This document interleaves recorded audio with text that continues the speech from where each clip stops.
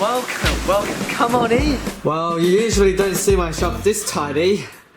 So, it's my 5th anniversary of woodworking again, and seeing how little videos I make, soon my whole YouTube channel is just gonna be about celebratory videos. Anyway, since next year I might be going to a different state for uni, this might be the last year that I spend in this workshop. So I thought, why not take this opportunity to give you guys a tour of it. Here we go. Shop tour done, roll the credits. Just kidding, of course there's more to it. So I'll be setting up 2 cameras, one at the corner, which I'm just using my phone.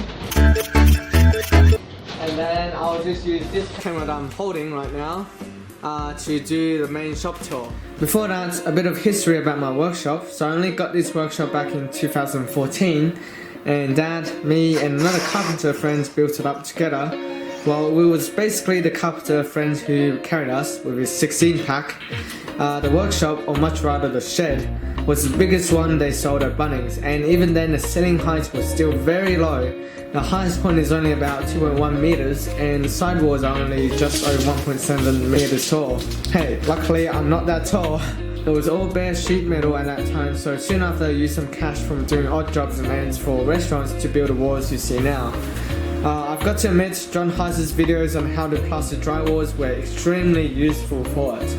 Despite already insulating the walls, it still gets ridiculously hot inside here because the ceiling is not insulated at all and it's very low. I was planning to rip the whole roof up and then extend and rebuild one that's much higher, but I actually never got time around it and I kind of ran out of cash for it.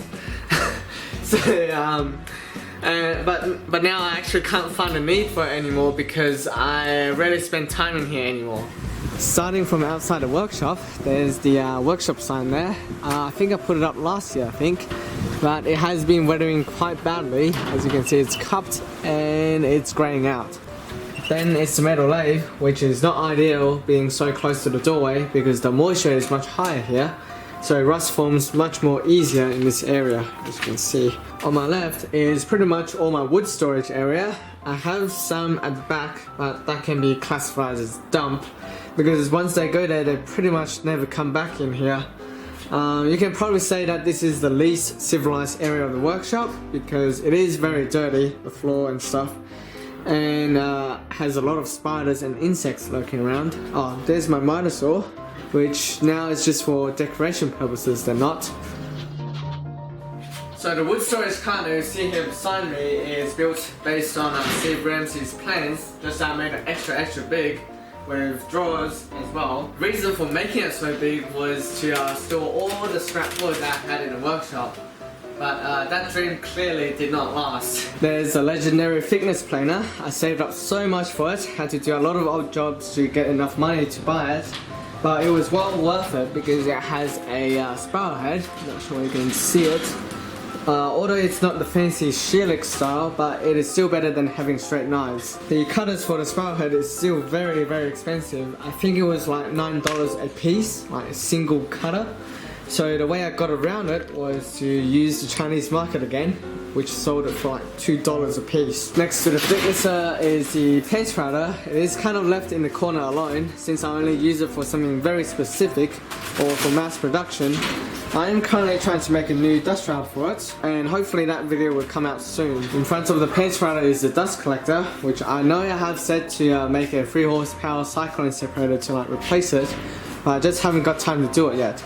Now the heart and soul of the workshop. The almighty table saw, which they aren't lying when they say every project basically comes through the table saw at some point in time. My table saw is actually just a contractor saw, a Whoosh one. It is very nice. Like, it has soft start, riving knife. I really can't find much fault with it.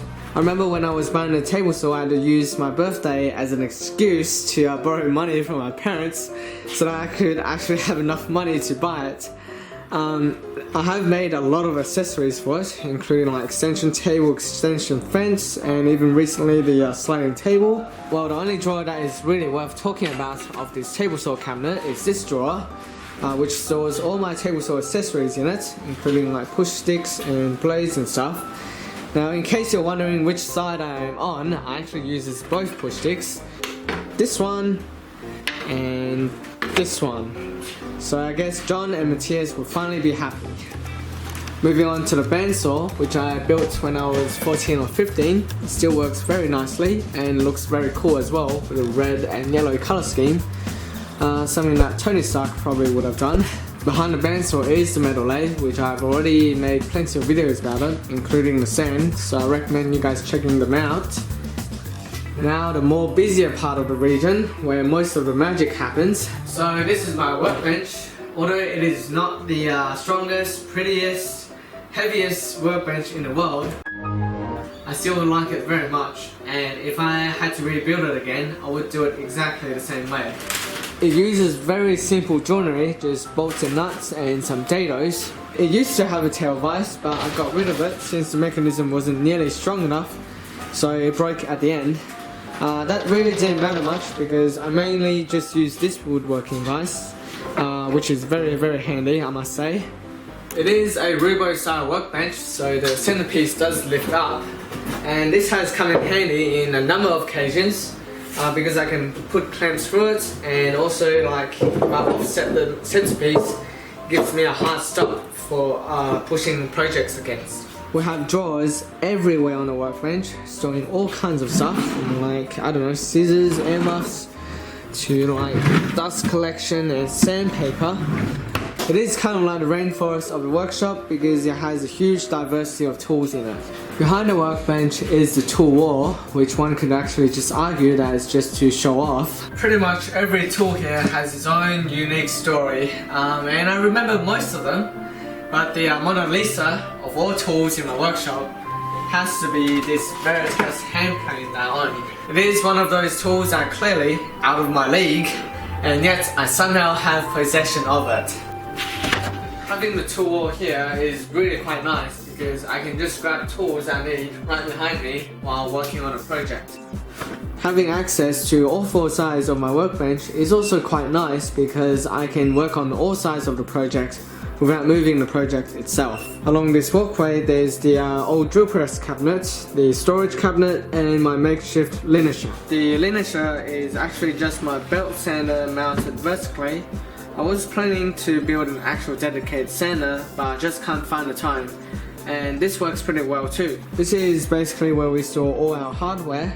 In the top few drawers we've got like screws and nuts and bolts. Down below we've got some wooden shims, and even further down there's like a lot of junk, just unused parts. On top is my metalworking vise, and I really should have mounted on a more solid platform because it moves quite a bit. Following up is the old drill press cabinet, which I really store all kinds of junk, whether on top or inside. The top drawer actually has something quite useful, this huge set of Forstner bits, which comes in handy quite often for like some odd sized holes. As most of you probably would have noticed from my other videos, my drill press cabinet is actually just largely based on John Heiss's design, and I must say it works really nice. The more interesting thing here is the top drawer, which I have this scrap piece of pinboard laid inside, and I basically just cut out the shapes of the tools in it to prevent them from rolling around. It also just keeps the drawer a bit tidier. We once again have this slider on top, which is quite a recent project. But I just did it on the fly, so I didn't actually film it. It basically holds all my tabs and just gives more storage space. Time to talk about my drill press. It's not very good. The spindle has quite a bit of wobble in it, and it can't hold any drill bits that are smaller than 3mm in diameter. Whenever I do, I need to use this adapter, which also has a bit of wobble in it, so it makes the wobble even worse. There's also considerable play in the quill of the drill press. I think it's about 3mm up and down. For through holes that's not a big deal, but for non-through holes it makes it very difficult to drill to an accurate depth. That being said, it is still quite a nice drill press for the price I paid for it. I think I got it around $300, especially considering that the rest is all heavy cast iron construction. Besides the drill press is the shop vac, which has this cyclone separator to it. Every day I use it, I'm glad that I built the cyclone separator because it means that I don't need to buy bags anymore and I don't need to change them. It is very loud being a shop vac.